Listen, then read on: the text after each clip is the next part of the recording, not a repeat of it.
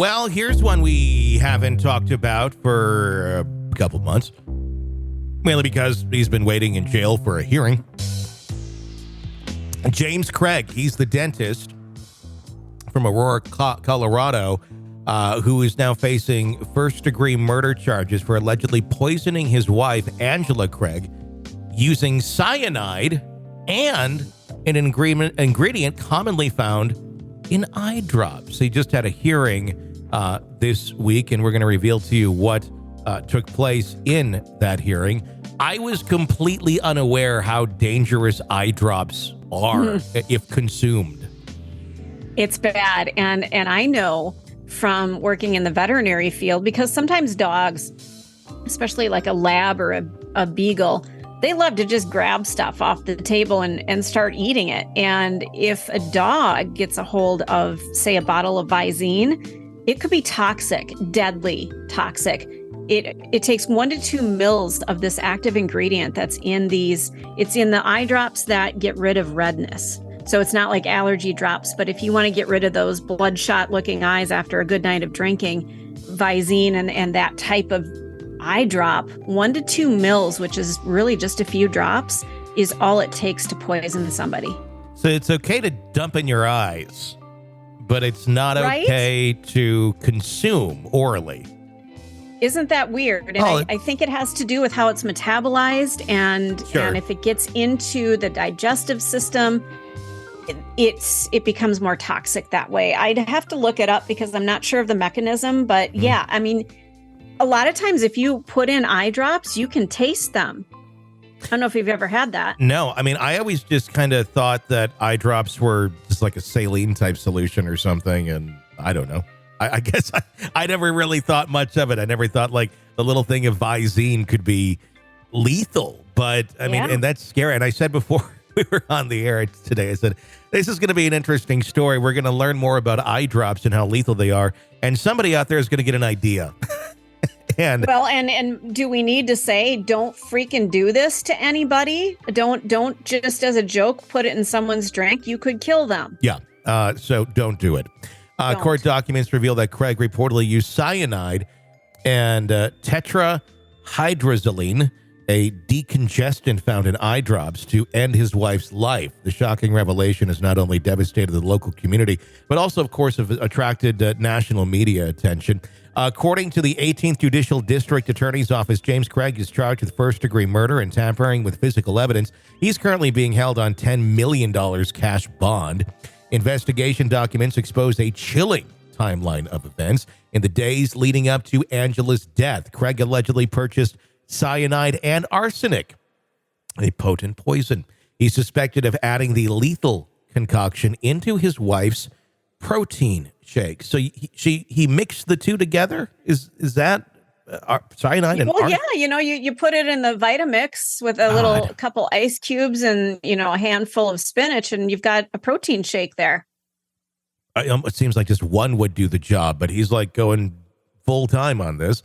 Craig reportedly used a public computer at his dental practice, Summerbrook Dental, to search for subjects such as how many grams of pure arsenic will kill a human, how to make poison. He didn't have to do that. He could have just done the eye drops. Why did he do the arsenic? Well, because it ended up getting his ass caught. So we're happy that he did it.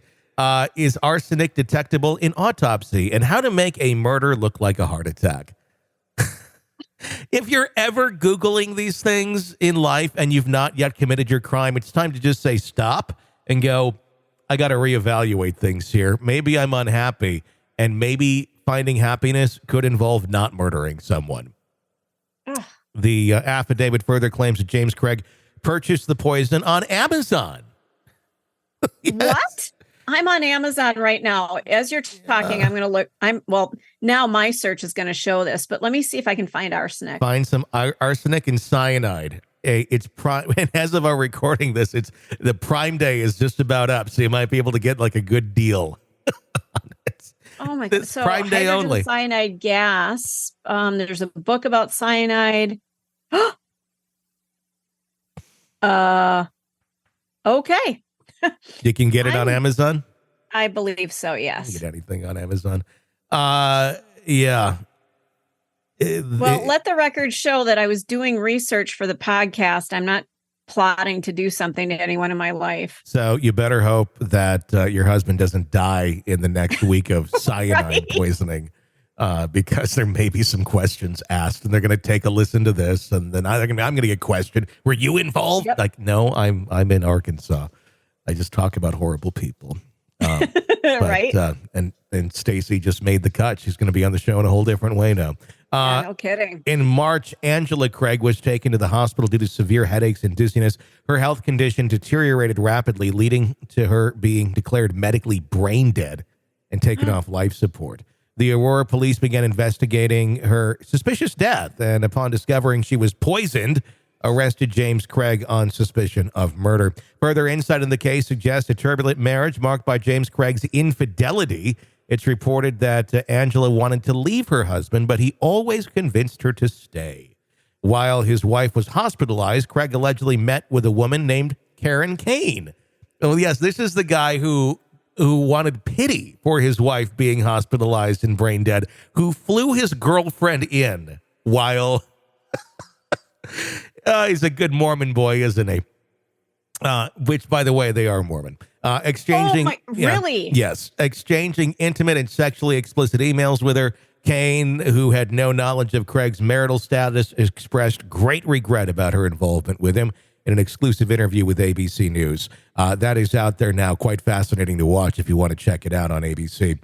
Craig's financial situation also raised concerns. Detective Bobby Olson suggested money may have been another motive for Angela Craig's murder. The couple had life insurance policies worth $3.4 million, and Craig's dental practice, Summerbrook Dental, was reportedly struggling. I did read the other day that somebody else just took over the dental practice. Somebody bought it, and now they're practicing there. That's got to be a weird vibe. I don't understand something. I'm not going to go into great detail, but my family is involved in dentistry. Mm-hmm. It is a very lucrative field. Yeah. So what the hell was he doing that it wasn't? I never here's what I don't like about dentistry today. And I do like my dentist, but I don't like constantly being sold to when I'm at the dentist. I don't view like you should be selling to people when it comes to anything medical, in terms of procedures and things like that, unless you are electively going to a cosmetic dental surgeon, or you're going to a cosmetic surgeon or someplace that does that sort of thing, and you're seeking it out. I don't like oh my gosh, if we could do this, but if we don't do this, this could happen. Well, then I'm telling you, you're going to the wrong practice, because I know 4 dentists in my family, 3 in my family. And they will tell you, no, we can just watch this for a little bit, come back next year, and maybe we'll need to do something about it. But let's, they take that conservative approach, which is probably why they're popular and doing well. But I've had they don't push things on people. I've had the one I have now does not do that, but the other ones that I've had in other years in other cities, I've had a couple of those in a row, and it was really off-putting while you're like in this situation and like, oh, let me make some good financial decisions after I just inhaled all this gas. Yeah. And that's so disappointing, because those are the people that you trust to make good medical decisions for you. But there are a lot of cosmetic options in that world, as opposed to like if you're going in and getting your appendix out. There was no upsell when my appendix burst. There wasn't like, and by the way, if you make the decision right now, I know we got to get there because you're going to die if we don't get this out. If you make this decision today, we're going to give you an eyebrow lift. It's like that wasn't part of the sell. It was just, we're going to try and make sure you don't die. And here's a stuffed animal for your daughter. They didn't pull but wait, there's more. But wait, there's more. No, they basically gave her a stuffed animal. And then we sung Ride Like the Wind from Michael McDonald and sailing guy. Christopher Cross. The whole way to the operating room. And people were looking at us like we were crazy. But me and Harper were singing, "'Cause I've got such a long way to go." And she's like, "Such a long way to go." And then I had surgery and I survived. But that would have been a really shitty last memory. Yeah, would have. Oh my goodness. Last thing I did was with Dad was we sang "Ride Like the Wind." And he rode like the wind. And all I got was this shitty koala bear. She still has it today, and she brings. She's like, "This is a special one to me," and I'm like, "It should be," and I get it. I mean, I would if I was in that situation. Yeah, whatever I was holding on to at the same time. If my parent were in that, I'd be like, "Yeah, you're in the club now of very close stuffed animals. Absolutely, you're right up there with Bear and Bunny now." So yeah. The defense, however, painted a different picture, arguing that the couple's relationship was affectionate and the dental practice was profitable. They also raised the question of whether the poison was intended for Angela Craig or for James Craig himself, noting his previous suicide attempt.